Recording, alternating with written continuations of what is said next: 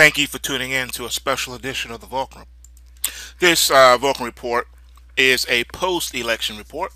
It is now November the 9th, and it's Wednesday, 2016, and it's about 10 minutes to 10 a.m. Eastern Standard Time. Looking at a live chart of the Dow Futures. Quite the chart. A lot different than what we saw last night. What I'm going to point out to you is going to be some potentially devastating news.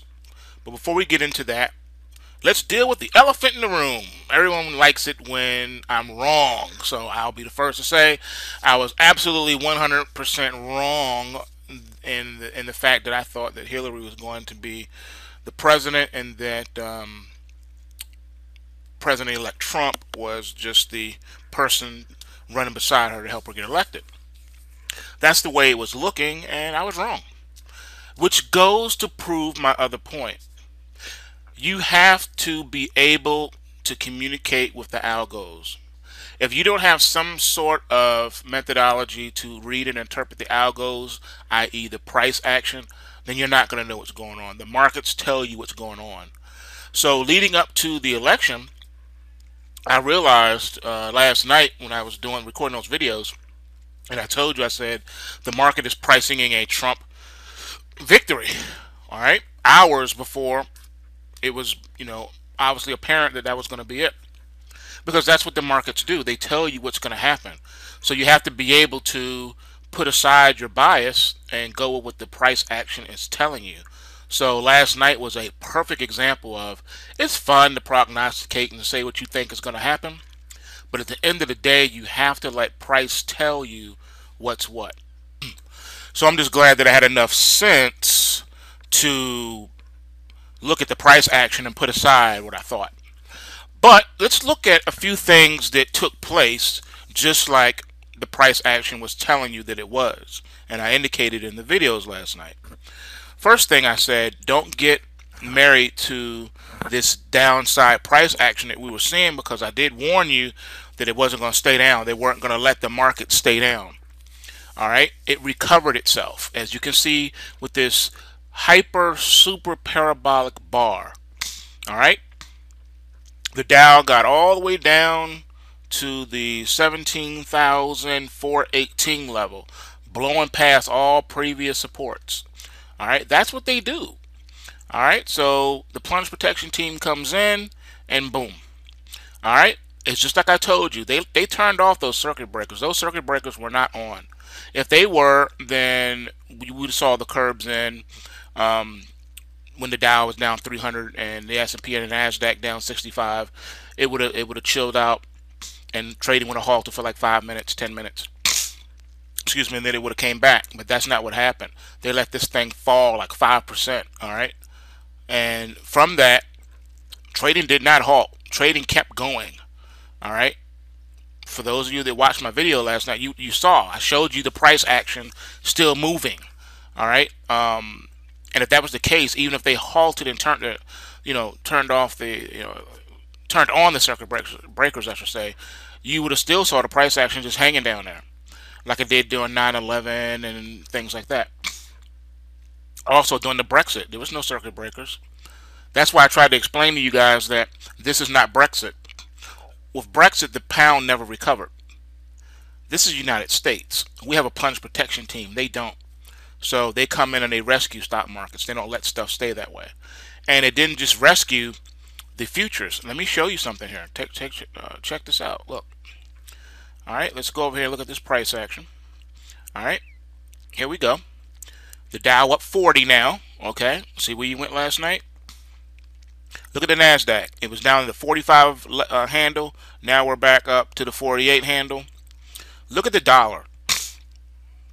Dollar made it down to the 95 handle. Now it's back up to the 98 handle. That's a 3-cent price swing, 300-point price swing in the dollar that traditionally only moved a few ticks a day on average. Okay. Look at gold. Gold was up on its way to like 50, 60 bucks. We hit 13.38. Now it's barely up $10, and it's at 1283. It dropped below 1300 again. Look at it, it's about to go negative. All right, I warned you all about this. I told you that that's what it is. I did tell you.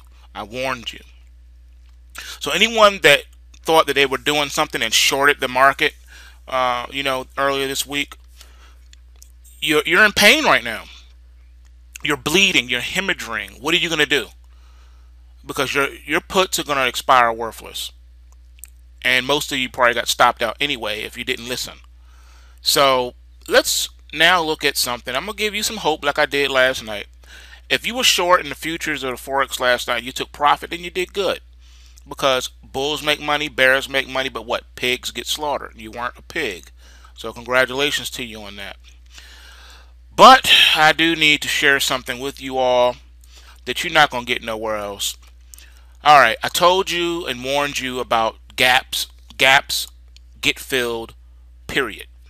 Well, you got your gaps filled in the Dow. You got them in the Nasdaq, the S&P, all the stock indexes, the U.S. dollar. I showed you all that last night. Okay. Now I'm going to show you something else. And some of you may not like this, but it is what it is. Okay. There's a little secret in the algorithms.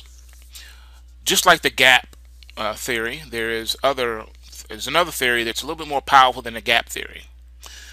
Back during the flash crash of May 6, 2010, I did videos covering that. You can go and you can search it on my YouTube channel. You will see it. As a matter of fact, it's one of the last videos in the There Is No Collapse series, so that's an easy way to find it. Just go to that playlist. All right. During the May 6 flash crash, the Dow had a bar that looked similar like this, where it crashed down 1,000 points, and then they, brought it right back up, but it still went there. Okay, when you have these parabolic wicks like this, all right, on your candle chart, this is no longer just a wick. You know what this is called? It's called a pointer. All you have to do is go like this and go like this, and now you have a pointer pointing down. This is a signal in the algorithmic code that eventually this is where the market is headed. It's almost like a gap, but not really. It's something else altogether, and I don't really know how to fully explain it. It just is. These wicks, these pointers I like to call them, have existed going all the way back to the year 2000, when the Fed would come in and lower interest rates in between meetings without warning and shock the markets. You would also see this type of pointer during FOMC days when they made their announcement if they lowered rates by a quarter point or half a point or whatever. You would have these wicks like this too. And eventually the markets come back and they go to this direction, and they take out the extension of the pointer and keep going in that direction. So even if this was reversed and this wick was up here, then eventually the market is going to come up here. It acts like a magnet, almost like a gap, where you're not feeling it, you're coming and running to it. So that's the only way I can explain it to you. So at some point, we're going here. The Dow is going here. I'm not saying that it's going to stay or it's just going to, crash and burn. I'm just saying this is where you're headed. All right, now let's look at one more example, because this is also extremely important. All right, this is your gold chart. Here it is in reverse. All right, your pointer is up here. It's telling you 1340. We're going there. All right, we are going there. At some point, after we finish waffling around down here in these trenches, maybe even going to 1240 or whatever, you're going here.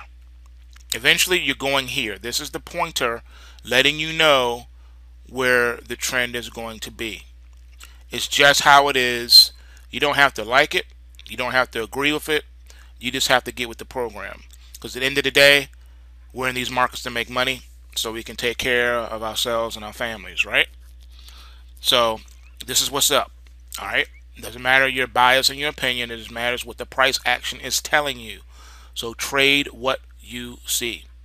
All right, and use some good money managed stops. Don't get greedy and don't gamble this thing. That's why you need the pulse waves. I don't see how anyone can possibly extract money on a consistent basis in these markets without competitive algos. And the most competitive algo I know is the pulse wave price triggers. You need them. Pulsewavetrading.com. That's pulsewavetrading.com. Remember, bulls make money, bears make money, and pigs get slaughtered. So remember to take what you can and give nothing back. And remember, pulsewavetrading.com. Be the first to say I was absolutely 100% wrong in the fact that I thought that Hillary was going to be the president, and that President-elect Trump was just the person running beside her to help her get elected. That's the way it was looking, and I was wrong. Which goes to prove my other point. You have to be able to communicate with the ALGOS 2016, and it's about 10 minutes to 10 a.m. Eastern Standard Time. Looking at a live chart of the Dow Futures. Quite the chart. A lot different than what we saw last night. What I'm going to point out to you is going to be some potentially devastating news. But before we get into that, let's deal with the elephant in the room. Everyone likes it when I'm wrong, so I'll be... Thank you for tuning in to a special edition of the Vulcan. This Vulcan Report is a post-election report. It is now November the 9th, and it's Wednesday, 2000.